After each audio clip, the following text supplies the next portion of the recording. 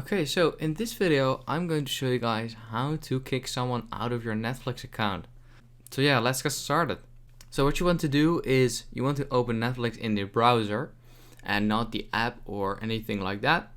And you just want to click on the top right corner on your profile picture and then go to account. And once you're here, you can see all your info and you need to change the password first. So click on this right here, change password, and this will bring you up to this tab. And you just want to fill in your current password right here and then your new password right here. Then click on save and that will change your password. And then once you're back, and right here you can see the settings tab, and you just want to click on sign out of all devices. And that will sign you out of all devices, and yeah, even your own phone. And you just have to log back into your account yourself. And yeah, that's basically it.